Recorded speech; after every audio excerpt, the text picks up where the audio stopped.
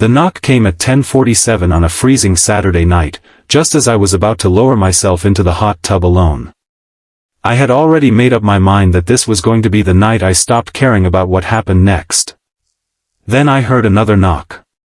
When I opened the door, my neighbor, Claire, stood there in a thick white robe, her hair damp from the shower, and a worried look in her eyes.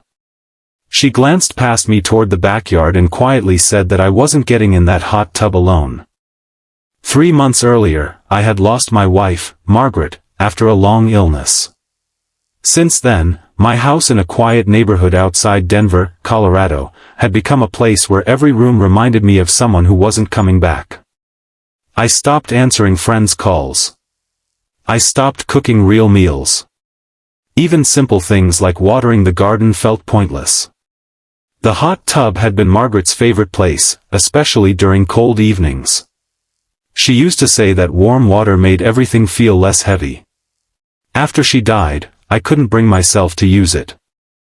That Saturday, I finally decided to try.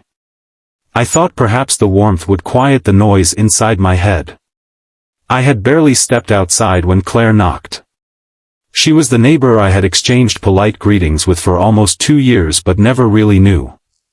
She had moved in next door after her divorce and kept mostly to herself. I expected her to apologize for bothering me, but instead she walked into the backyard and sat on the edge of the patio chair, still wrapped tightly in her robe. She told me she had noticed the lights turning on in my backyard every night that week. She said she knew what it looked like when someone was trying to convince themselves they were fine. Her husband had died several years earlier, and for months afterward, she had sat alone in her kitchen every evening pretending she was simply tired. She hadn't come over because she thought I needed saving. She came because she knew loneliness could become dangerous when a person carried it quietly for too long. If stories about kindness, second chances, and unexpected friendship mean something to you, please take a moment to like this video, share it with someone who might need hope, leave a comment, and subscribe to the channel. Sometimes a small act of kindness reaches someone at exactly the right moment. That night, Claire didn't ask me to forget Margaret. She didn't tell me everything would be okay.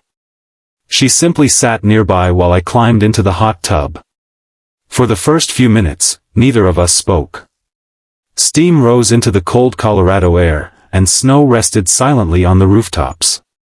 Then Claire asked me to tell her one thing I loved about my wife. I told her about Margaret's laugh. I told her how she sang terribly while making pancakes on Sunday mornings. I told her how she always bought too many flowers because she believed an empty vase looked lonely. Claire smiled and listened without interrupting. For the first time in months, remembering Margaret didn't feel like reopening a wound. It felt like honoring someone I had loved. After that night, Claire and I began having coffee together. Sometimes we talked for hours. Sometimes we sat on the porch and said almost nothing. She encouraged me to open the curtains, repair the broken fence, and answer the phone when my brother, Nathan, called. Slowly, I began returning to life. But Claire was struggling too. I eventually learned that she had been hiding a serious financial problem after her divorce. She was behind on her mortgage and terrified she would lose the home she had worked so hard to keep. She had helped me through my grief while quietly carrying fear of her own. So I did something Margaret would have done. I showed up. I helped Claire organize her paperwork, connected her with a local housing counselor, and spent weekends helping her repair the small things around her house. Nathan joined us. Then other neighbors did too. What began as one woman knocking on a grieving man's door became a whole neighborhood reminding two lonely people that they didn't have to carry everything alone.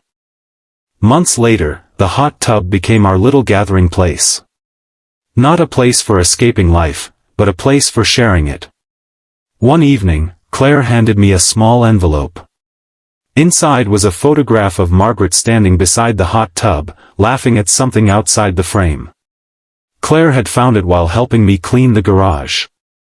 I stared at the photograph for a long time, tears filling my eyes. Claire simply put her hand on my shoulder. I finally understood that moving forward didn't mean leaving Margaret behind. It meant carrying her love with me into whatever life remained.